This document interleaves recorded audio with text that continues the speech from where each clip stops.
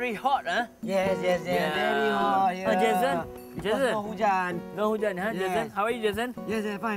Oh, sekali tengok macam Jason Miraj. Tapi segmen kita ni pun macam Mak Saleh juga nama dia. Ya, nama dia Hot Spot. Hotspot. Mana sekarang ni kita berada di Taman Negara Pulau Pinang. Ni hotspot ni paling penting sebab apa? Kalau anda semua kan kalau nak pi nak mai Penang ni, tak tahu nak pergi taman mana. Tadi kami dah bagi tahu tempat nak pi perkenal ni makan semua. Tapi ini bagus untuk information. Ini taman ni lain daripada yang lainnya. Biasanya orang kata taman negara je, mesti dekat mana? Dekat orang hutan.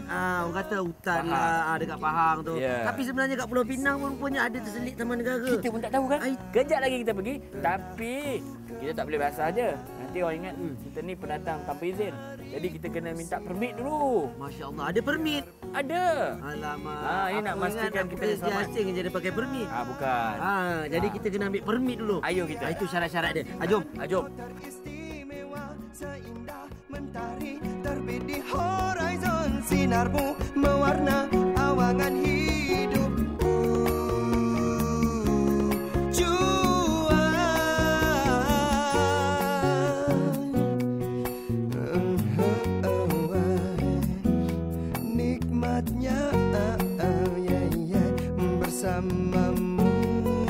Nikmatnya Malaysia. Ini dia. Kita dah pun sampai di Pantai Keracut. Pantai Keracut ni pun sebenarnya pun antara pantai ataupun kawasan yang dipelihara, yang dikawal sebab dia merupakan salah sebahagian dari tempat Taman Negara Pulau Pinang. Dan apa lagi kat Pantai Keracut ni katanya ada macam-macam. Ada tempat apa ni? Tempat penetasan telur penyu. Biar awak pula aku nak sebut. Penyu. Penyu. Jadi di sini tak sangka kan? Rupa-rupanya kat Pulau Pinang ni ada pantai cantik kat sini.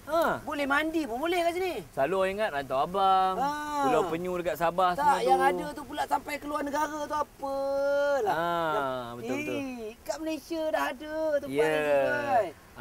Inilah dia antara dia. Pantai Keracut ni cukup cantik. Kalau kita tunjuk je signboard ni, mana orang nak tahu cantiknya? Dia kita bawa di tempat pemeliharaan. Di tempat telur-telur penyu ni dijaga. Kita tengok dulu. Kita tinggal je. Kita tinggal bapak penyu ni kat sini. Jom. Kita tengok, jom.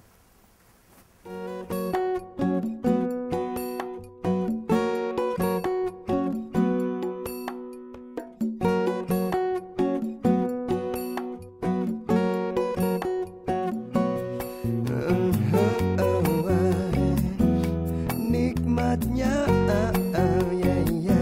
bersamamu.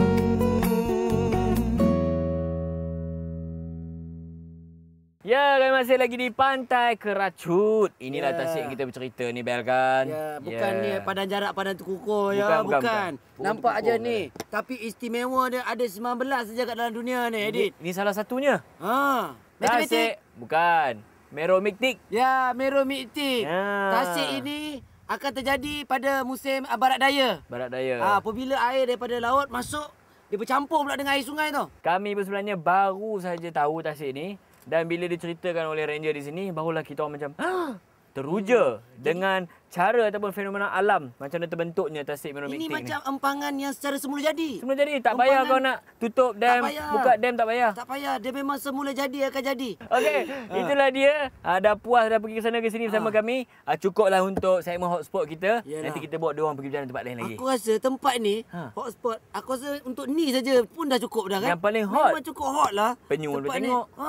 Tasik boleh tengok. Semua lengkap. Nak mandi laut boleh. Dekat sini. Dah lama pun pantai. Itulah dia nikmatnya Malaysia.